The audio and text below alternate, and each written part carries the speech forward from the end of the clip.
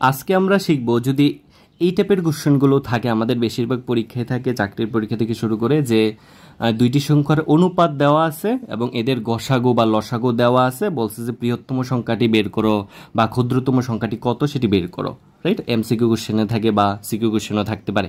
তো সেক্ষেত্রে আমরা কিভাবে করব, যে খুব সহজে কিভাবে আমরা এগুলো বের করব, অনুপাত এবং লসাগু থেকে বৃহত্তম সংখ্যাটি আমরা হয়তো অনেকেই বুঝতে পারি না। সেক্ষেত্রে আজকে আপনাদের আমি শিখিয়ে দিব যে কিভাবে আপনারা খুব সহজে বের করতে পারবেন যে দুইটি সংখ্যার অনুপাত এবং লসাগু থেকে বৃহত্তম সংখ্যাটি বা ক্ষুদ্রতম সংখ্যাটি কত।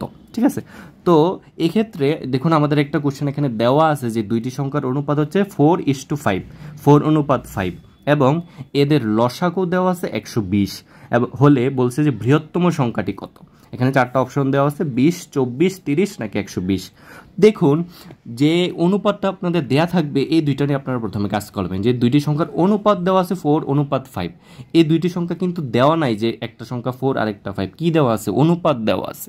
তো সেক্ষেত্রে আপনারা কি করবেন, নর্মালি যেহেতু 4:5 মানে কি আমরা যদি করি তাহলে 4:5 মানে হচ্ছে 4/5, তাই তো?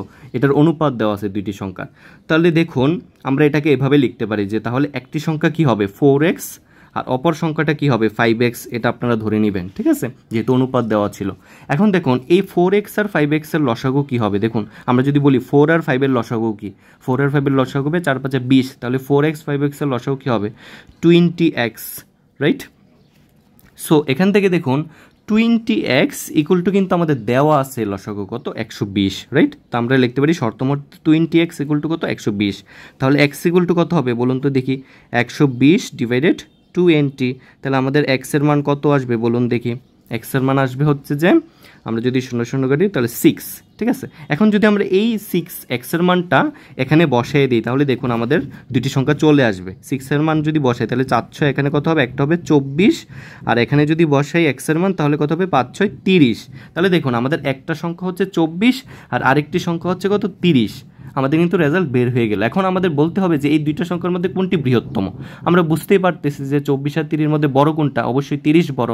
তাহলে আমাদের রেজাল্ট কোনটা হবে, 24 হবে নাকি 30 হবে? অবশ্যই 30 হবে।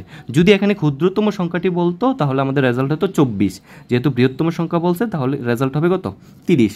তো এই যে আমি বের করলাম এটা আপনারা হচ্ছে সিকিউতে এভাবে করবেন, কিন্তু আমি যদি অবজেক্টিভের ক্ষেত্রে বলি, এমসিকিউর ক্ষেত্রে, সেক্ষেত্রে আপনারা কিভাবে খুব সহজে দেখে বলতে পারবেন যে এটা রেজাল্ট কত হবে, বৃহত্তম সংখ্যা কত হবে বা ক্ষুদ্রতম সংখ্যা কত হবে। তো এটা ট্রিক্সটা হচ্ছে আপনারা প্রথমে কি করবেন, যে এই যে অনুপাতগুলো দেয়া থাকবে এই দুইটা গুণ করে দিবেন। তাহলে কি হবে, এই যে 4:5, তাহলে 4 আর 5 গুণ করলে কত হবে বলুন তো থেকে, এই দুইটা গুণ করলে আমরা পাবো 20, রাইট? 4 5 কত হয় 20। তারপরে এই যে গুণফলটা পাবেন এটা হচ্ছে যে যেখানে আপনাদের লসাগু বলবে ওইটা দ্বারা এটা ভাগ করবেন। যে লসাগু কত ছিল এখানে 120 বলছে, তাহলে 120কে এই 20 দ্বারা ভাগ করবেন। তো 120কে 20 দ্বারা ভাগ করলে কত হবে 6, রাইট? এই যে 6 পাবেন, এই 6 এর সাথে আপনারা আবার এ 4 গুণ দিবেন এবং হচ্ছে 5 গুণ দিবেন। তাহলে 4-এর সাথে যদি আমি 6 গুণ দিই তাহলে কত হবে 24, আর 5-এর সাথে 6 গুণ দিলে কত হবে 30। তাহলে আপনারা পেয়ে যাবেন একটা সংখ্যা হচ্ছে 24 আর একটা 30। যদি বৃহত্তম বলে তাহলে রেজাল্ট 30, আর যদি ক্ষুদ্রতম বলতো তাহলে রেজাল্ট হতো 24। তো এভাবে আপনারা অঙ্ক না করে মুখে মুখে করতে পারবেন যে এটার রেজাল্ট কী হবে। ঠিক আছে, কি বললাম, যে দুইটি সংখ্যার অনুপাত, যে অনুপাত দুইটা দেয়া থাকবে এই দুইটা গুণ করবেন। তারপরে কি করবেন, যে লসাগুটা দেয়া থাকবে ওইটাকে এই দুইটার গুণফল দ্বারা ভাগ করবেন। তাহলে 120কে 20 দ্বারা ভাগ করবেন। যে ভাগফলটা পাবেন ওই ভাগফলটাকে আপনারা হচ্ছে 4 দ্বারা গুণ করবেন এবং 5-এর সাথেও গুণ করবেন। তাহলে 4-এর সাথে গুণ করলে আমরা পাবো 24, আর 5-এর সাথে গুণ করলে আমরা পাবো 30। এই যে দুইটা গুণফল পাবেন, এই দুইটা গুণফলে আপনাদের ওই দুইটা সংখ্যা। ঠিক আছে, এখন আপনাদের যদি কোশ্চেনে বলে যে বৃহত্তম সংখ্যা তাহলে বড়টা হচ্ছে অ্যান্সার, আর যদি বলে ক্ষুদ্রতম সংখ্যা কোনটি তাহলে ছোট যেটা পাবেন ওইটা হচ্ছে আপনাদের অ্যান্সার হবে। তো এইভাবে আপনারা এই টাইপের যে কোনো অঙ্ক আপনারা খুব সহজে দেখে বলতে পারবেন যে কোনটা বৃহত্তম আর কোনটা ক্ষুদ্রতম সংখ্যা। ঠিক আছে, তো এই বিষয়ে যদি কোনো সমস্যা থাকে অবশ্যই আমাদের কমেন্ট বক্সে জানাবেন। ধন্যবাদ সবাইকে।